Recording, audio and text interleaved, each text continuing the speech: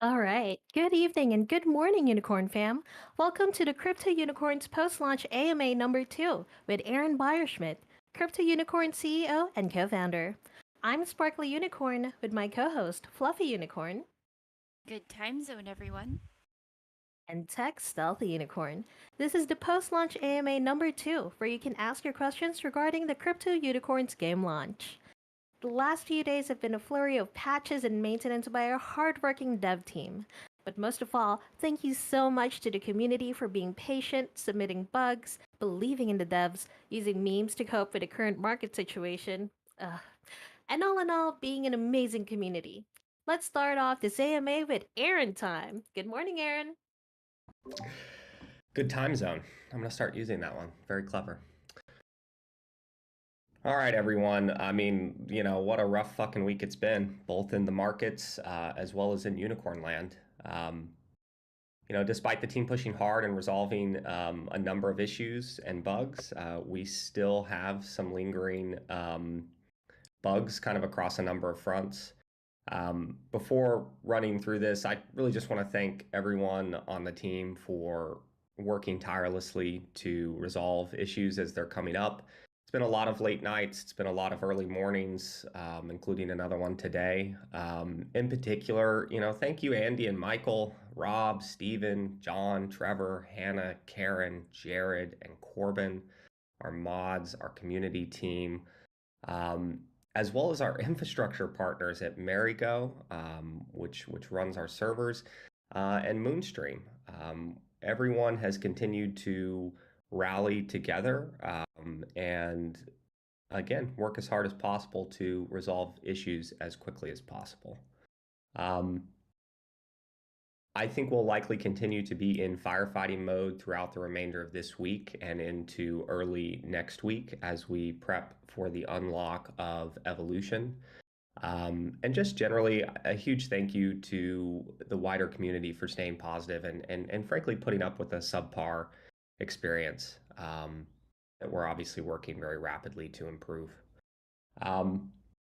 On to some specifics. A primary culprit we've identified is how we're broadcasting out pricing updates for the Rainbow Marketplace. Turns out running a real-time exchange across many clients concurrently is chugging our server a bit. This is actually the source of most of the lag and timeouts that are being experienced. We have a fix in progress for this, and it really should resolve a majority of those timeout issues across the board. Today, definitely expect a lot of ongoing maintenance as we prep for the unlock of breeding and hatch. A lot of this maintenance doesn't necessarily require us to take the server down. We typically try to do that as little as possible. We'll make an announcement if we end up taking it down prior to the unlock of breeding and hatch today. Good news is none of these issues that we're experiencing are real head scratchers for the team. We've been able to identify where there are either inefficiencies in our code or opportunities for improvement. And over the midterm, we've identified several refactors across some systems, which are going to unlock increased performance and scalability. So we're not looking at this as something where this is going to continue to be long-standing issues or problems or challenges with how we've architected things such that we would be unable to scale. A lot of this stuff has been, hey, we move fast, we ship something live in 9 months, and now we see how to improve and optimize that further. So again, huge thank you to everyone for putting up with the issues, for reporting the issues. The tickets have been getting better and better. I can't reinforce that enough. The more detail we get, what your account number is, what the land ID the issue was, it helps our CM and our QA team more rapidly look you up in the system and figure out what is wrong. So continue sending in tickets with as much detail as possible. Hugely, hugely helpful for the team. I guess it's hard to ignore the wider market, so just kind of taking a step back, if this is your first downturn, they can really be terrifying. My first was in 2018. I had just, over the course of 2017, gotten enough confidence to finally put my first investment in the space. It was about $15,000. I had to ask my girlfriend, now wife, for half of that, so I was really struggling to come up with the cash, and I just was like, this is the future. I really believe in it.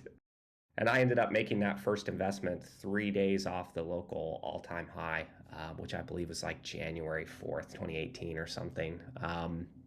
For those who were there, we all kind of promptly crashed out nearly 80%. I mean, I was 85% down by March or maybe May of 2018.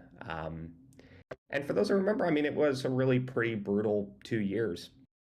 Um, Obviously, coming out of that period, we got a lot of the shit that we use today. Some of the major AMMs came out of that time period. We've seen L2s come out, um, obviously sidechains and things like Polygon and these whole ecosystems that just were not well established or even around back then. And looking at today, the reality is the crypto unicorns DAO is in a phenomenal position to weather even a multi-year winter. I'm not one of the people that believe it will be a multi-year winter, but we're prepared. I mean, there's plenty of um, USDC in the treasury, regardless of where the price of ETH stays. And so we're not going anywhere. I'm excited to continue pushing forward on the vision for corns, really regardless of the direction that the market heads. I know it's hard to ignore in times like these. But again, our plan is to keep our heads down and keep cranking out code and again, pushing forward on the vision. So I'll leave it there. Excited to answer questions, and we've got a little extra time today if we need to run over. Let's get started. All right, amazing. We have a few sound bites from the community. Angusta says, Aaron's waifu, best waifu. You have to agree. Billionaire77 says, Aaron, I love you. The entire community does. Okay, just a quick note for anybody who's thinking to ask questions related to game issues. The friendly team over at the mod support channel can assist you too. As much as possible, let's make the most of this time by asking questions that only Aaron can answer, but nothing's stopping you from asking any specific question. I'll just mention the AMA mechanics really quick, like usual, and then we can start. If you want to ask a question, please press the Request to Speak button. The button looks like a raised hand. You can queue up even while somebody's talking, like right now. Once we accept your request, you'll see a green bar at the top of your Discord. Click Accept to begin speaking. We'll pick people one by one so everybody has a chance to ask something. Once you're unmuted, feel free to ask your question. We also have questions from shy and busy unicorns. It's on the AMA questions channel, and we will get to those, but we'll prioritize spoken questions over written ones. We'll do our best to answer all of the AMA questions, but if you'd still like to bring your written question to the front of the line, just press Request to Speak and ask away. All right, let's have our first speaker, Kamishini no Yari. Okay, come on up. Hey guys, can you hear me? Yes. Yeah. Yeah. Hi. My question is breeding actually going to be live today, and how do you plan to announce it? Is it going to be on the announcement tab immediately, or are you going to use another method to let us know that it is actually live? Thank you. Yeah, the plan is for breeding and hatch to be live today. We've had many days of QA against that, especially testing the unhappy paths, including refreshes and all of that shit. The recommendation, of course, is be patient. Obviously, we've improved the queue from what we experienced on launch day, so we don't expect it to lag behind like it did. But again, exercise patience, try not to refresh, that kind of stuff still applies, even though we have made a lot of improvements to our retry logic to try and catch those things and make sure you basically get right back to the spot you were wherever you are in the flow, right? If you're one blockchain transaction in versus two, et cetera, et cetera, et cetera. We'll announce in the usual way via community updates and the wider announcements channel. I think that covers your question. Did that answer everything? Yes, thank you. Perfect. Thank you. All right, thank you so much, Kamishini no Yari. Also, in addition to that, we will be announcing the maintenance start and end times on the maintenance channel, and we will be releasing patch notes if relevant. All right, let's head over to Choax, our beloved Choax, art and creator, sticker creator. Yeah, sorry, I'm on phone. Hi, good morning, good evening, everyone. Hello, Good hello. time zone. Yeah. Um. Uh. This is a question that's kind of hard to ask because um how confident are you? Is the team about releasing the breeding and hatching uh a part of the game when it comes to the issues that we've experienced previously. Uh, I'm kind of at a lull here because I think I have a specific concern that hasn't been resolved yet. So I'm kind of concerned if it might happen again in the future that an NFT would be stuck and could not be retrieved. What is the specifics of your issue? Are you have an egg and you've got two unicorns trapped in the nursery? No. The egg was stuck in the airdrop address and could not be, I think, retrieved or sent to my address.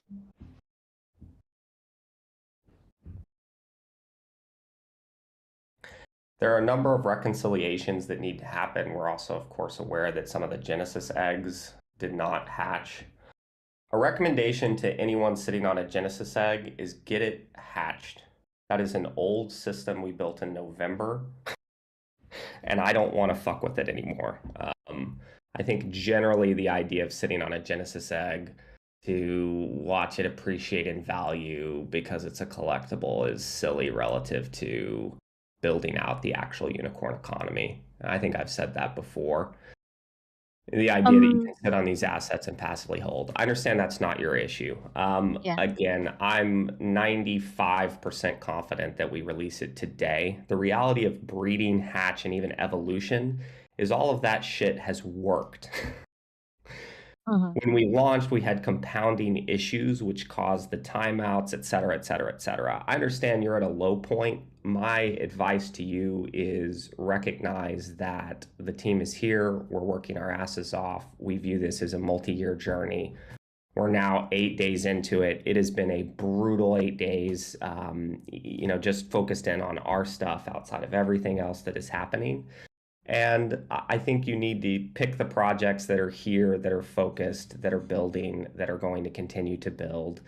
And if I can give you any reassurance, it's the team continues to work nearly round the clock to the point of burnout to fix these problems. And I think in the grand scheme of things, it's irrelevant to where we plan to be years from now. So I understand you're one of the people with that issue. Obviously, I have a number of corns that have been trapped. It's not like I'm using my privileged position on the team to get out ahead. Um, and again, we're aware of these issues. So that's what I can tell you based on where we're at today. And I hope it helps. I understand that this is not ideal, and some people have experienced these issues at a greater level than others, who like came in post breed and things of that nature, or post breed shutdown. Right, thanks. Just wondering because for future breeding purposes or main reasons, I just want to be more confident that it might not happen again. Thank you. Appreciate it. Thank you for coming up, and I appreciate the trust and faith. Thank you. Thank you so much, Trax. To add to that, by the way, I believe Rob and Jared are working on that issue, and also we have, we're going to be reaching out to you directly by ticket with regards to the situation and comp. I've spoken with you like privately about it, but there will be information to follow, and I'll make sure to follow up on it and update you as soon as I can. Okay? All right. Thanks, Sparkly. Appreciate it. No problem. All right, let's have group makeover. Good evening. How is everyone? Hey, we're Can you doing okay. We're We can hear you. surviving. We're surviving, Um, Ruben. How are you, sir? yeah, I'm all right. Unicorns are free. Thanks for sending the SEAL team. So they started working a couple of days ago. Um, I I wanted to ask you about the release. Like there's pressure off because you pushed back a release time. Lots of community people saying release now, release now. This project's dead and you're not going to release. And then you release. It's been a little bit of a problem. Is there anything like you've learned from this and would do differently in future releases of any other secondary games or secondary parts to the title from this way this has been released? Yeah, I mean, we've been talking a lot about this in the offsite, effectively kind of running a post-mortem. The space is just look at even the these super high profile NFT PFP projects and stuff that are falling apart and collapsing right now. And there's a lot of and has been a lot of hype in the GameFi sector, and not a lot of launches. And we've also seen several economies collapse. And in that environment, especially as a new team to the space who had up till the point of this launch only launched the Dark Forest minigame, I was really worried that the community would begin to lump us in with others. And I wanted to get something out the door. And so I think, like I said last week, I'd take the responsibility for pushing it out, knowing that there would be bugs and issues. And then I think we saw a number of compounding factors that kind of led to a shit show. That meme that someone posted of the whatever creature trying to fix the pipe, and you fix one thing and it, another one blows, and you fix one thing and another one blows. And that has really been our life for the last 6 or 7 days. The conversation continues to come up with I do believe though that people who have gotten in and had access despite the problems now see what we can do and what the future potentially holds. And I think people recognize that there's something very interesting happening with this economy. And again, I wanted to prove that we could get something out there. Going forward, now that, and I really think, months from now too, we'll be in a position where I think we'll continue to be recognized as one of the top players in the space. And I would hope that that trust and faith allows us to take our time. And so we have talked a lot about that. Going forward, we do need to slow down and release on a more normal cadence.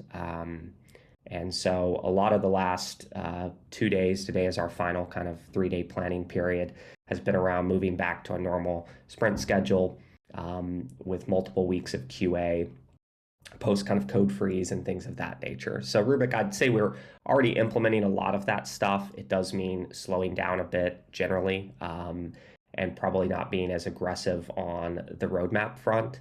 But we're also combining that with a real big hiring push. We've already made offers that have been accepted to a number of very, very senior developers. We've got both client heavy hitters coming in, as well as server and DevOps.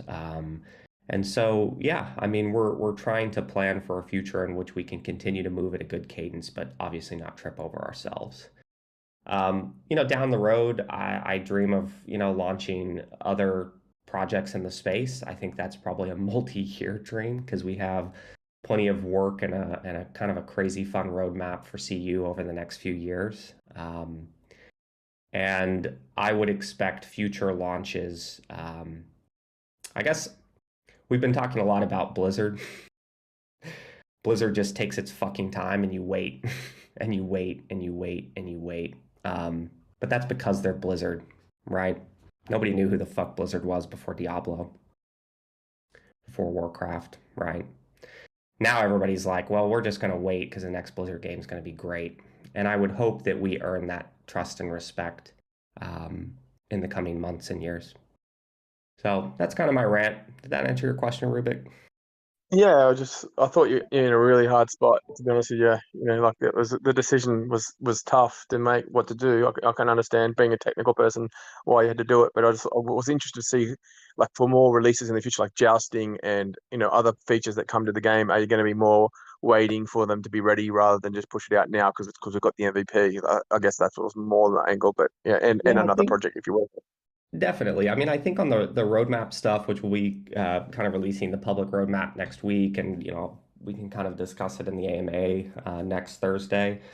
You're going to see a transition towards more quarterly projections around dates versus just like, we're going to launch on this day. It's like, well, no, we're going to launch within this range, right? And I think similarly to the lead up into launch, we'll start to show demo video footage and that kind of stuff as it comes and gets ready, right, for launch. And then again, I think just be a bit more transparent about, hey, this thing needs 2 or 3 more weeks, right? And another topic that keeps coming up is the idea that, like, we've got the game live, there's an economy chugging. Obviously, keeping tokens out there and floating without anything to do with them is a very dangerous thing as well, just from a token economic perspective. So that was another driving decision to get the thing out versus wait. And again, going forward, especially post true stability of the farm sim, which of course includes breeding, hatching, and evolution, I think we'll be in a better position to say, hey, it's okay to wait a bit. And you'll see this reflected in kind of the roadmap changes. I think we're going to be leaning more heavily into bringing the shadow corn versus unicorn conflict to light in some kind of fun and exciting ways, as well as layering in additional on-chain mini games a bit earlier than originally discussed, as a way to keep live, effectively the equivalent of what we would consider live events going.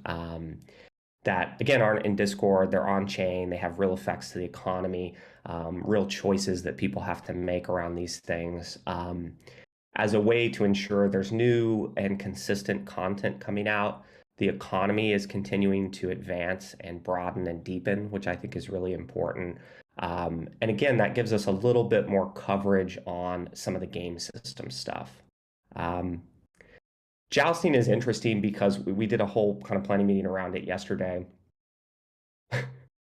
We've done all of the fucking hard work, which is how you get a game server to talk to the blockchain, to talk to the clients. We're resolving and fixing a lot of the issues that came up as people have hammered on it the last few days.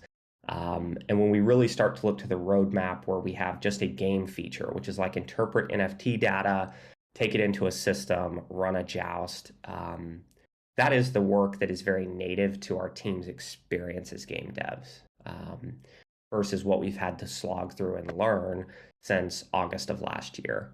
And so you'll start to see as we effectively get refinement on the server to blockchain systems, the server to client systems. Really, it's server to blockchain that most of these problems are getting caught in.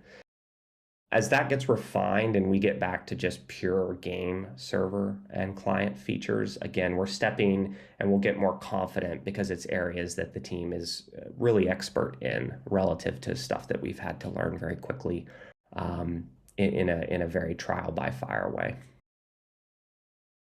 That answers my second question about the problems being, are they blockchain based mainly? You just said that, so that's yeah. I mean, the EVM, the the EVM listener coupled with basically our queuing server, is where we've had to probably apply the most patches. That was the thing that got behind, that caused people to get stuck, like Chokesy and stuff, and it's just been a mess. But we have improved that very drastically over the last week.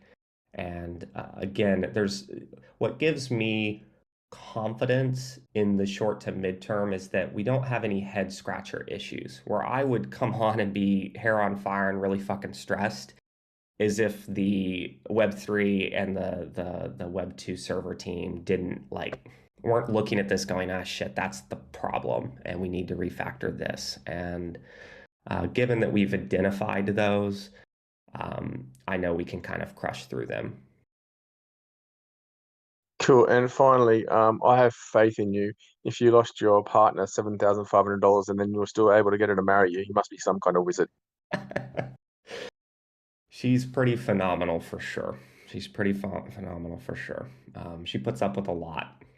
Huge shout out to all the spouses of Laguna Games team members who have been pumping us full of caffeine and making sure we eat.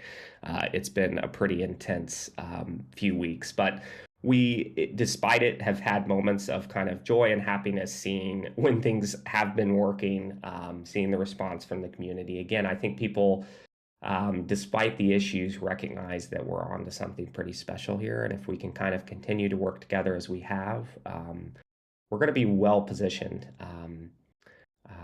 to step forward and hopefully be a true leader in the space. We've also had people from like Arweave and other projects in the space reach out, incredibly impressed with what we've pulled off. I mean, part of me feels silly that we pushed on the permaweb stuff instead of just throwing it in a fucking S3 bucket, but I like believe that that's the right way to do it, that we should try and be as most Web3 forward as possible, even though it's made things way more complicated and tough. And to have people from projects like that reach out and say, wow, you guys have really done something that is unique and that sets the standard for Web3. I mean, a lot of the OpenC bullshit that we're running into is because OpenC was never designed to handle living NFTs. It was designed for profile pic projects.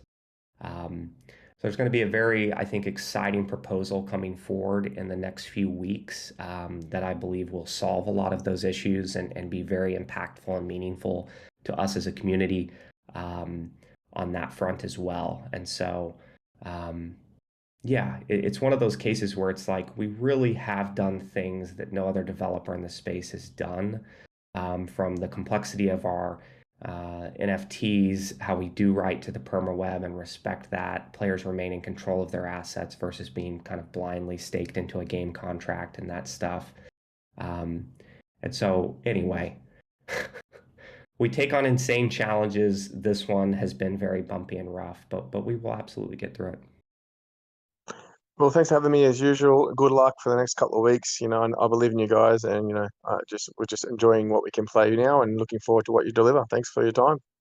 Thanks, Rubik. Really appreciate it, man. All right, thank you so much, Rubik. We appreciate you. By the way, are you a capital G gamer, Unicorn fam? Head over to the Get Your Role channel under the Getting Started category to collect your Gamer Unicorn role. With this role, you'll get pinged on every post on game updates, maintenance, and known issue channels. Next up, we have Dado1600. Come over, please. Hey.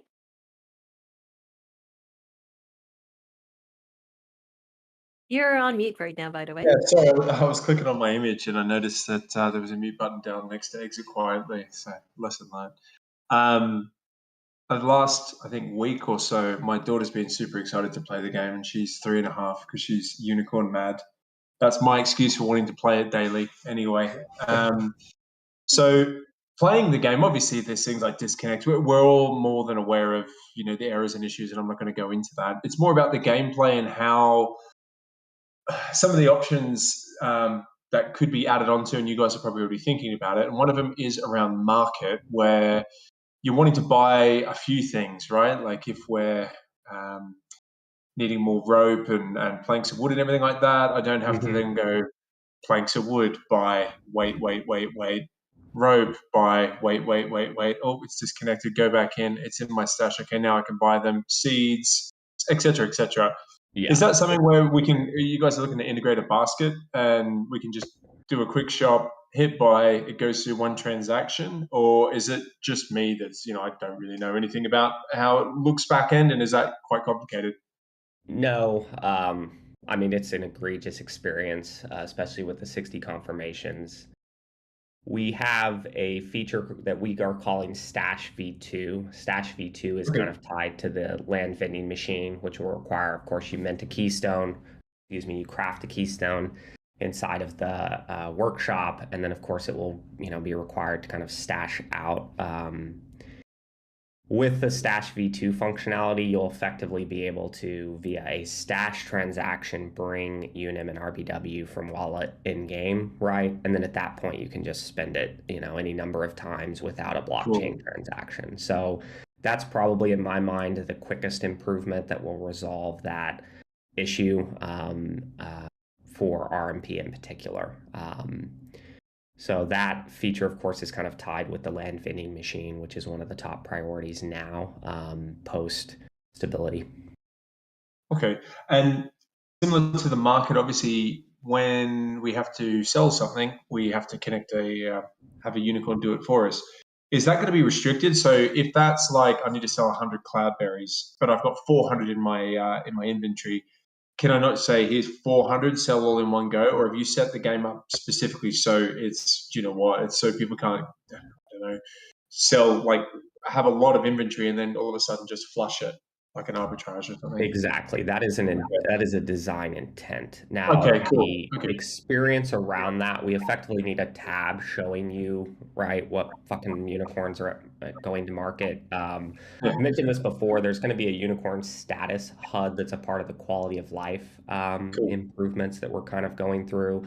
So that'll be a quick way to show, like, hey, there's a little basket icon in the timer, right? So you'll know, okay, these unicorns are have been sent to market. But yeah, I mean, the idea is if you're really wanting to, deploy to the market, sell to the market, you're going to need a lot of corns. And I view that as just another set of utility for those assets, especially the floor corns. Okay, so that makes sense. And I guess with breeding, because I'm looking at it that way, purposely designed that way, yeah.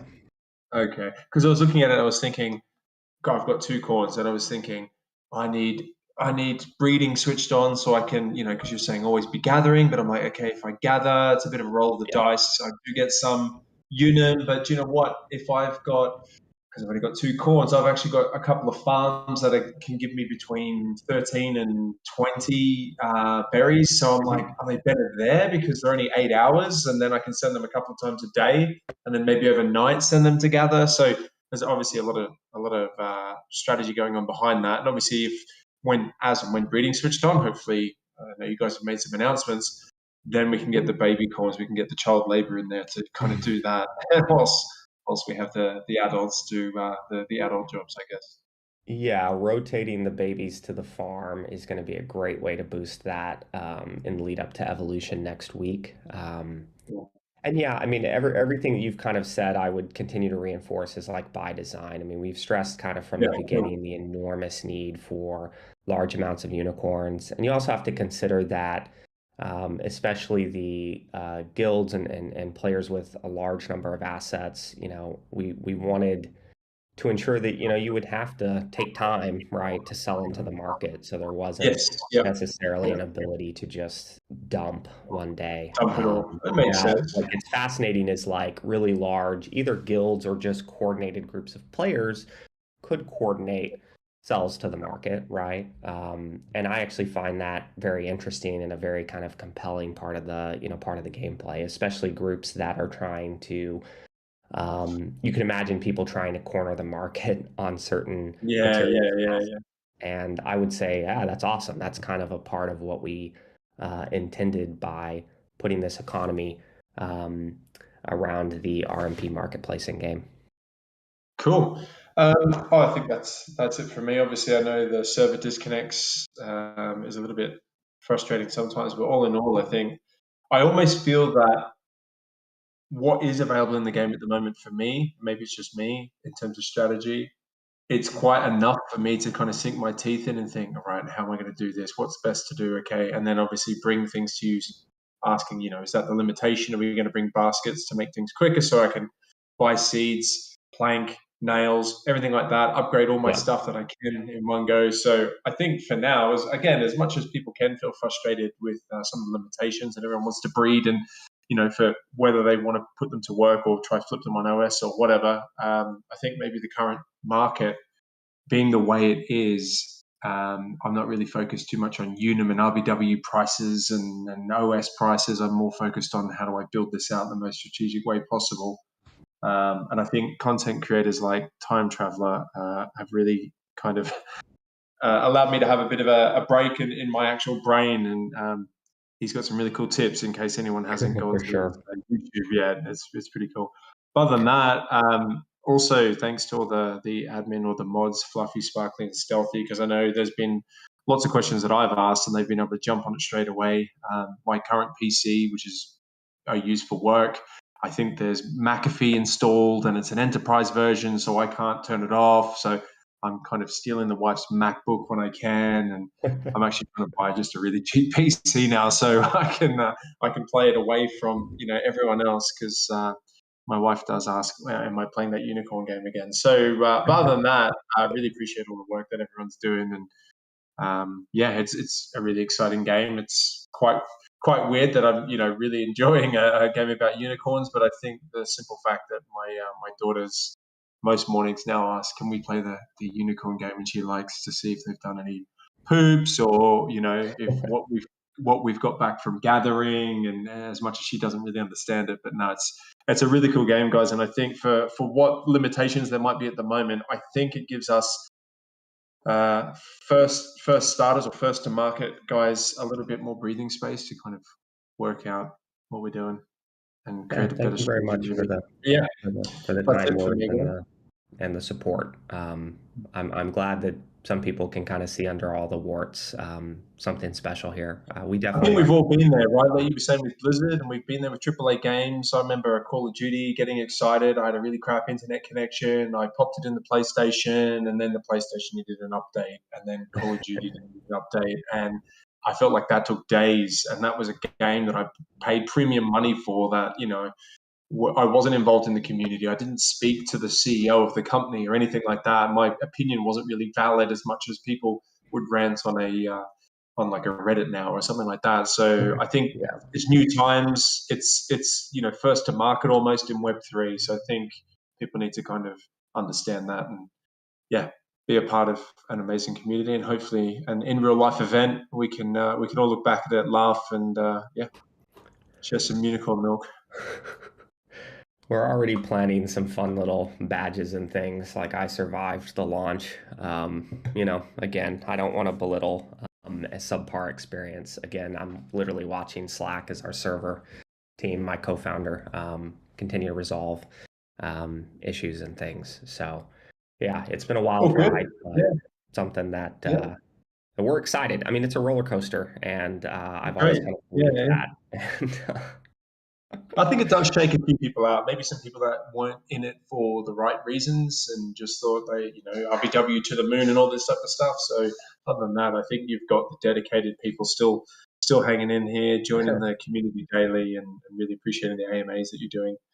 So yeah, that's me. I know I've taken up a lot of airtime there, but I really appreciate it. Thanks again, guys, for answering the question and working hard. yeah, thank you for coming up. Okay, thank you so much, Dado. We appreciate you. Oh, by the way, there have been some questions in general. Take note that we have these dates for awards claiming. So on May 12 PST, that's today, we're scheduled to release the rewards from the RBW single staking leaderboard. On May 17 PST, we'll be releasing the monthly loot boxes for the Founders Rewards program. Take note of these dates and enjoy. Next up, we have Chrissy. Hi, Chrissy. Please come over. Yeah, hey, can you hear me okay? Yeah, we can.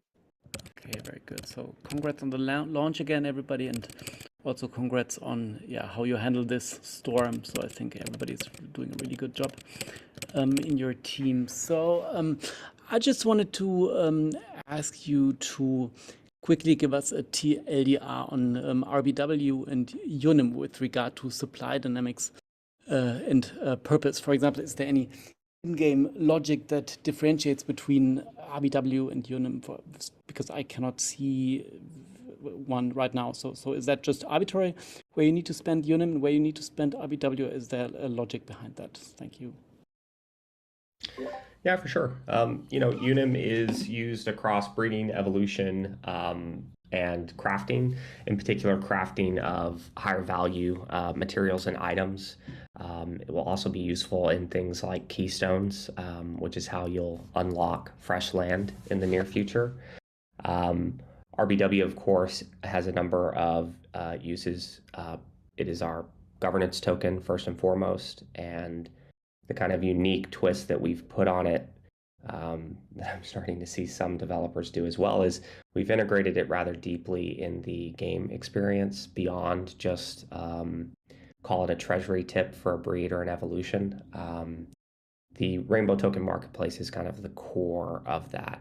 So there was this early decision that we made to utilize RBW as kind of the underlying unit of exchange within our economy and kind of set up effectively what is it's an AMM. It uses the exact same equation that Uniswap V2 has. And that's probably the most unique piece of how we've integrated the token within the economy. And again, I think is very, very important, especially when you tie it to the idea that in order to maximally influence governance, you need to stake over longer time periods, which also produces a higher return from that staking effort. And I think the core idea for me, the perfect world is as more and more confidence flows into the system, we continue to onboard new players who are excited to play and enjoy this game. And I'm happy to hear feedback that people are legitimately enjoying the experience. We talk a lot about moments of joy and things like that within the industry. And a lot of times they're really superfluous and not very meaningful. And I'm getting genuine enjoyment out of my experience despite the problems. But to close the loop on this, the idea that you can maximally stake RBW, influence the governance of a thing that you care about, and effectively receive interest on that, and then utilize that in game, I think is very, very interesting and unique. And I would say so far that portion of the experiment that is this entire project in this very new space has been working very well.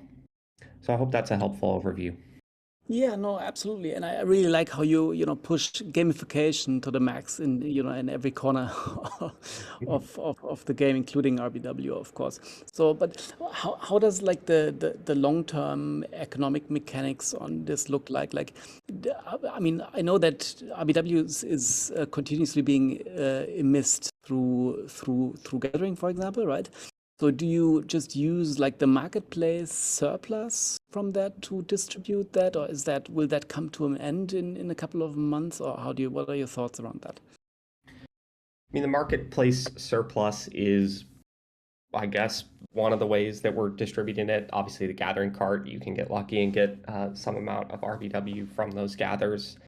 Over time, particularly for the farm sim, we will have in-game leaderboards. So we'll effectively run these little live challenges or events, however you want to call them. So, you can imagine you open up the game on a Monday, there's a leaderboard button, you click the leaderboard, there's 5 ongoing leaderboards. And the first leaderboard is Cloudberry Harvest, right? And the second leaderboard is Heartberry, Harvest. And maybe the third one is Wood Plank Crafting Extravaganza, right? And so players can kind of self-select based on their strategy, their style, how they're playing, what classes they have a higher affinity towards.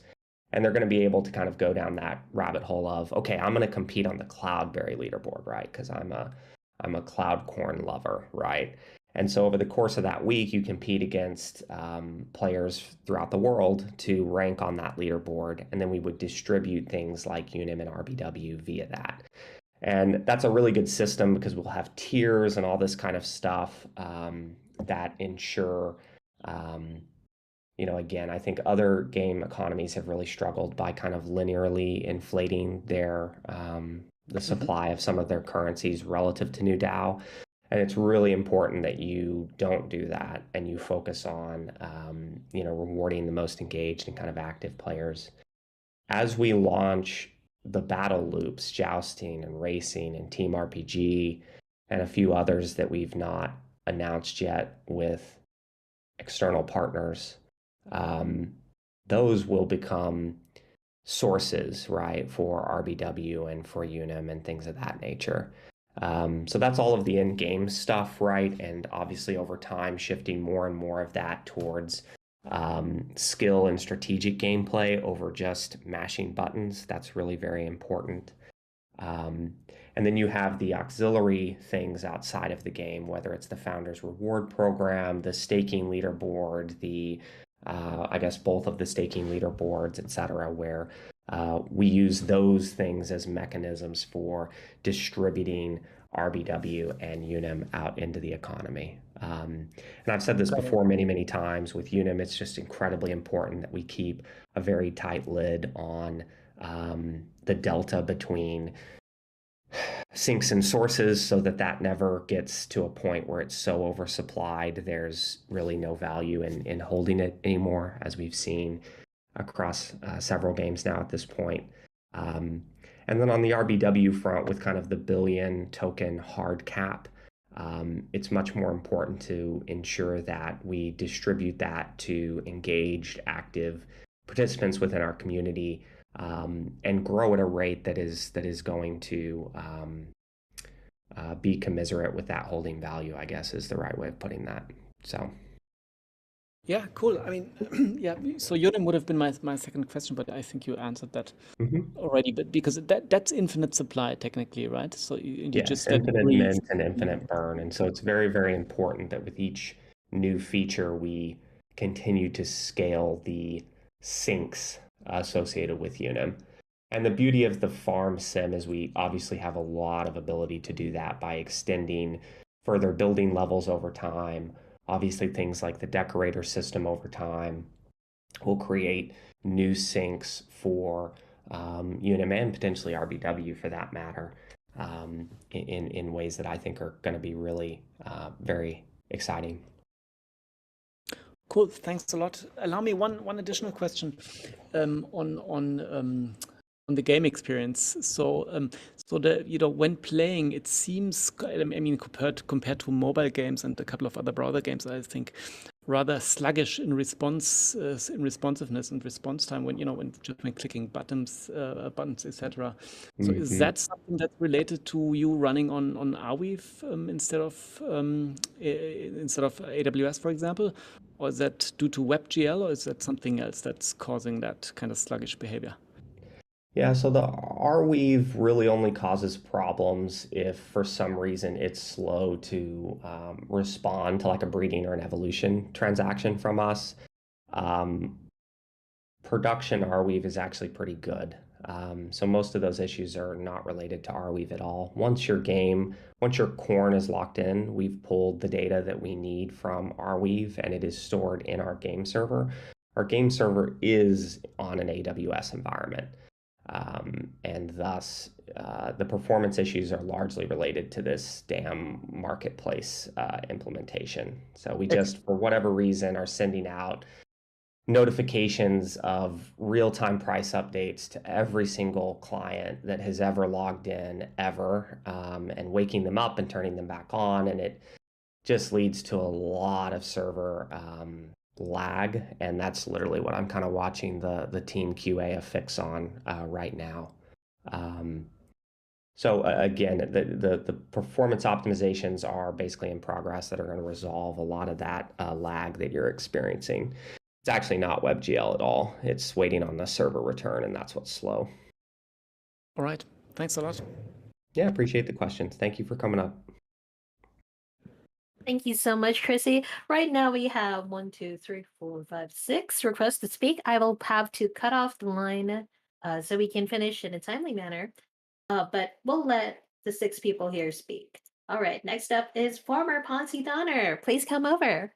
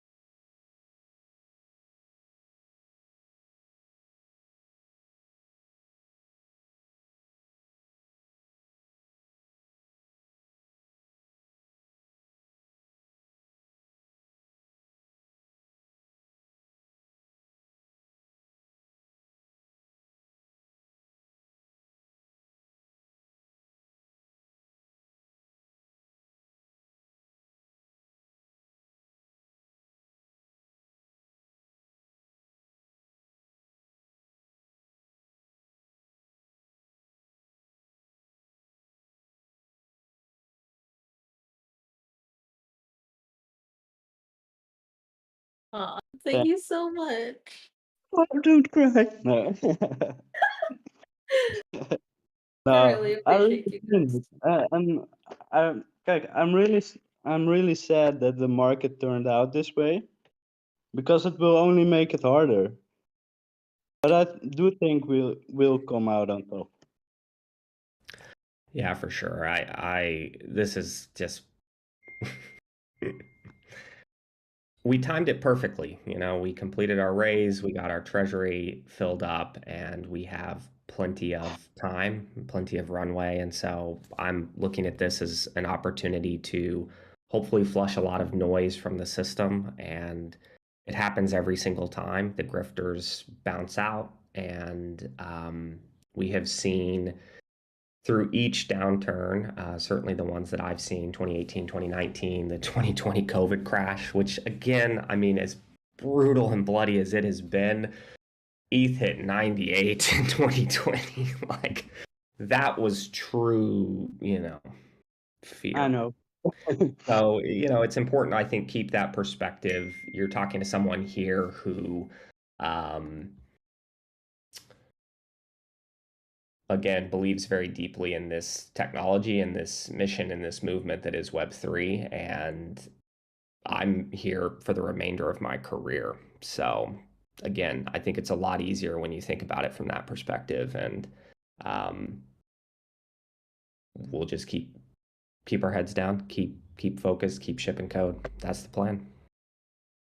Great to hear. And we will be there to support. Thank you, Farmer. Appreciate it, man. Thank you, guys. Have a good one. You too. Have a good one, Farmer. Okay, next up. Next up, we have Blackfield. Come on over, Blackfield. Hey. Hello. I hope you're good. It sounded like you're almost crying a little. Me? Totally not. All right. What's your Actually, question? yeah, actually, I wanted to say something else, but there was a discussion earlier about the market, and maybe there's a quick solution about that issue. You were discussing about it taking so long to buy items because of the blockchain RBW transaction that you need to confirm for each item. And there's already an exploit for that, which I'm not going to mention here unless you're curious about it. But how would it be if you just add a section on top with the boosters and farming items and stuff, where you can just buy RBW in packages of, I don't know, 50, 100, 500, which is exactly the same like buying an item and just not receiving an item. And then you have the RBW in game. Yeah, so that's effectively the Stash V2 feature, right? You just don't have to buy it. It's already in your wallet. So we'll let you stash in larger amounts of RBW, right? So, and then at that point, you can just go through. If you've got 500, you can just click buy, and you're good to go. I've also absolutely seen the suggestion, which is in progress on the quality of life improvements, to give you an "Are you sure?" just in case. Totally get that. And that was a good suggestion, and it's in progress. But yeah, the Stash V2 feature will absolutely solve what we are experiencing right now, which is you have to basically wait on a blockchain confirmation or wait on 60 confirmations for any purchase, assuming you don't have the RBW already in the game. All right. Other than that, I just wanted to say the same as everyone else. You're doing an amazing job. The game is so much fun already, and I can't wait for all that's coming. So thank you so much. Thank you, Blackfield. Appreciate it. Thank you so much, Blackfield. By the way, have you been loving the Crypto Unicorns governance system so far? Take it a step further by heading over to Get Your Role channel under Getting Started category to become a decentralized unicorn. With this role, you'll be pinged in every update that we have on the Governance Updates channel. Next up, we have 404. Come over, 404. Yep. Hi, guys. I had a quick hypothetical security question. Currently, there's about almost a million RBW in the contract linked to the game. And, if, say, someone found an exploit and they were able to withdraw some or all, are there any mechanisms that you are putting in place that would not allow that, or uh, anything of that nature? Or if you guys are planning, if it gets to a certain size, like 5 million, 10 million, 20 million, oh, maybe we should move some of that out of there. And then, okay. So I was wondering if you would, can you go further? Yeah, there is a ongoing discussion around keeping the amount of RBW in the game bank basically at a level in which we're not going to get in trouble if we can model this out. We know how many unicorns are out there, and so we know literally from like a maximum perspective how many cell operations could be activated at any one point in time. So there is we have this ability to model out effectively how much RBW we need in the system at any one time. We literally talked about this yesterday. There's a number of opportunities where we could apply limits, to the amount that you could stash out. I think when stash v2 occurs, we'll likely apply some of those as gut checks. And there's ways around that with allow lists and things for known partners and things, some of the larger guilds and stuff. We actually had an open question I'd love feedback on, which was like, we didn't really touch the game bank yesterday because I didn't want to fucking panic anyone, to think, well, what's going on with the RBW in there, right? I know obviously we've got people watching that. It's nice to have people watching our back. But yeah, it's something that's active, it's ongoing, and long term, the plan is obviously to continue to model out based on unicorn supply inflation, how much RBW we need to keep in the game bank. And the desire will be to make sure it's really just kind of at that minimum level, such that, we can just reduce the attack surface and the risk and continue to keep the vast majority of the RBW in the Gnosis safes. Okay. Thank you very much. Yeah, great question. Thank you. Thank you so much, 404. By the way, I have a reminder. We have a few unclaimed founders badges on the Crypto Unicorns reward site. If you're one of the 100 founders who got a founders badge but weren't able to claim your badge, please send me a message on Discord. My account is SparklyUnicorn3152. Again, that's SparklyUnicorn3152. Add me as a friend so we can discuss on how to claim your founders badge. Take note that the Founders Badges are different from the Founders Rewards Program. Founders Rewards Program members who stake 500 RBW for 1 year are different from Founders Badges. Thanks for understanding. All right, next up we have TMGA. Hi, everyone. Hi. I just wanted to ask a few questions, if it's okay. Sure. First, is there any plan to have a sort of internal marketplace for the unicorns instead of using OpenC? Yeah, I kind of want to slaughter OpenC this year, but obviously I can't put more work on my own team. We have two active discussions with external partners, one that is very, very familiar and has already delivered much to this community already. And the community should expect a proposal that is effectively us doing a unicorn swap. And we need to come up with a really much better name for it. I think that's the path forward. Will be a white label system. It will be open source. I think every game developer, that has any level of actual complexity in their NFTs, in their system, is going to want to do that.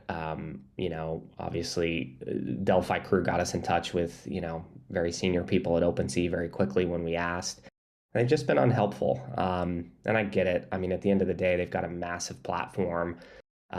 They've kind of gotten fat and happy a little bit off profile pic projects, and they just weren't built to support game devs. And their reaction to our comments was to throw us a feedback form link and to kind of basically say they couldn't do it. And that was obviously, as you can imagine, rather upsetting. So I would love to put forward a proposal that funds an initiative to get us off that platform.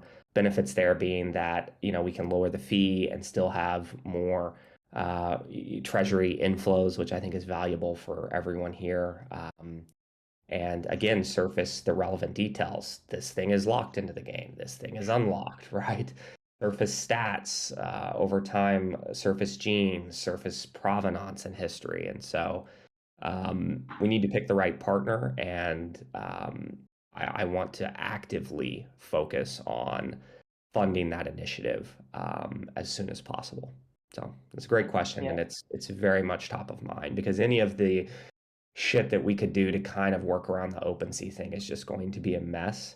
There is a potential short-term fix, which would be when you click on the link away on each NFT. I forget exactly what it looks like. It's the little arrow thing over by the refresh metadata button.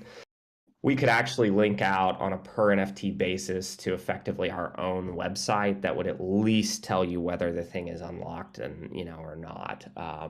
So depending on the timing of the unicorn swap market or whatever the hell we call it, there is kind of a somewhat temporary fix that at the very least would make it easy to figure out, what's locked and what's not.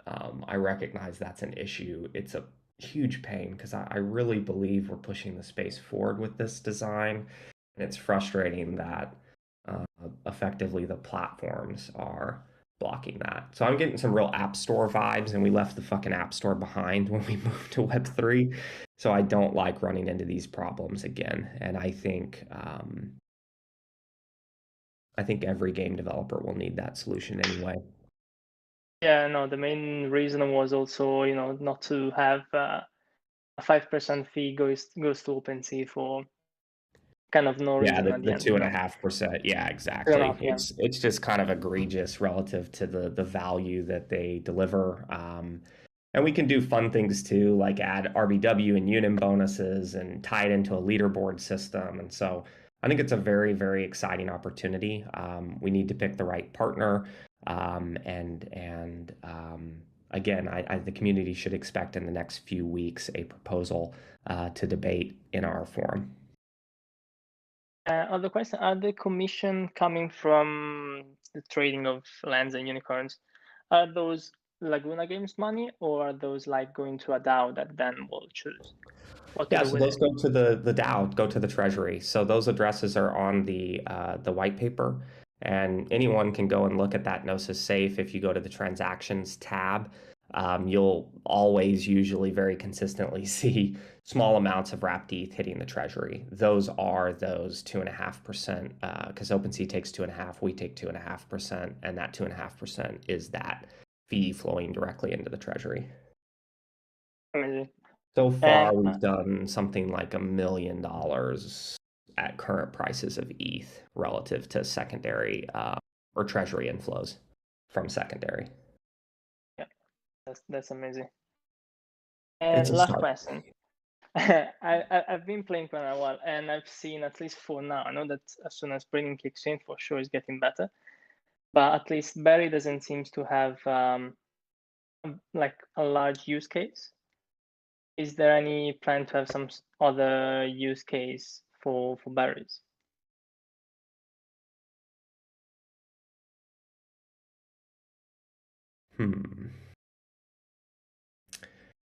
Let's see how you feel next week after breeding. And I'll leave it at that. I'm not really sure people understand how many damn plain berries are going to be. No more plain berries for sure. I was more for, let's say, class berries. At the moment, yes, you can use it for some recipes. You can use it for recharging energies. But overall, seems like you can farm a way more berries than how many you can use it. At least it seems the way we've kind of modeled it out, our expectation, especially as you begin to really hit the higher levels on workshop and all these other things, timers get reduced to the point that you're not really replenishing energy on your corns, right? This will happen with farms, especially as the farm plots continue to get upgraded. And so Currently, based on how we've modeled it and what we're seeing, we're not worried about class berries. That said, we do have plans for additional berry sinks over time, for sure. Okay, perfect. That's all for me. Thank you. Yeah, thank you very much.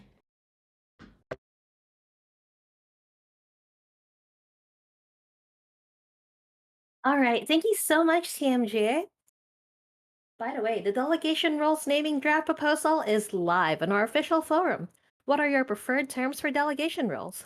Currently, Pioneer and Settler is in the lead with a 41% on the informal forum vote. To check out the draft proposal, head over to the Governance Updates channel under the News and Updates category. Next up, we have the unicorn credited with finding a major issue in-game on day 1, and Jeff Witt's current favorite community member. JRB, come over.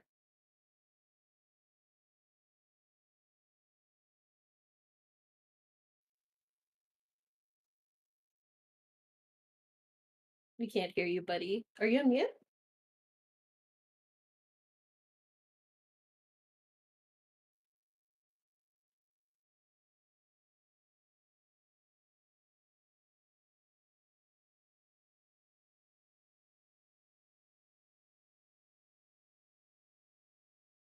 Did a shadow corns eat her mic?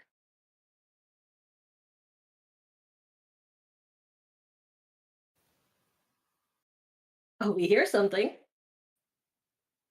He's fighting, boys. He's fighting the shadow corns.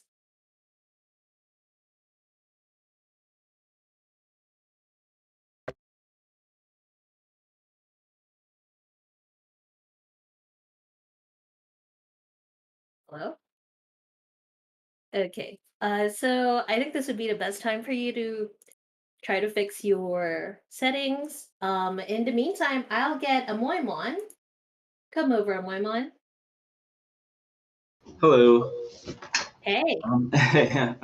Just want to say amazing work so far, and thanks for doing this AMAs. AMAs is very helpful. And also I want to just say, I really appreciate all the thoughts you guys are putting into the tokenomics. There's a lot of things in place to make sure that this is sustainable. So I really appreciate that. I just have a quick question about RBW. The RBW that's in the stash, is that an actual ERC20 token, or is it a sort of an in-game currency that's not tied to any limited supply, but becomes RBW when you sync it to your wallet? Like, we're buying berries for RBW.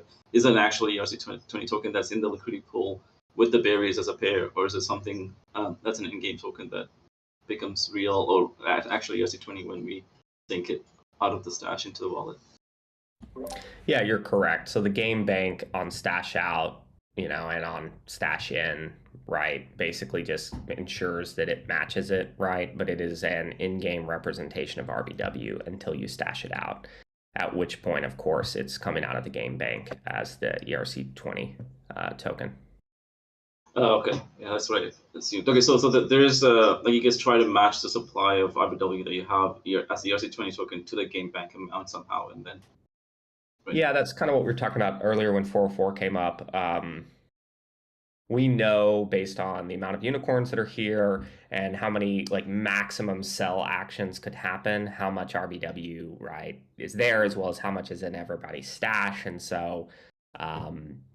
We can look at that and then maintain the appropriate level in the game bank that doesn't overly risk a major exploit of the RBW that's sitting in that game bank during that period of time. Long term in the future, when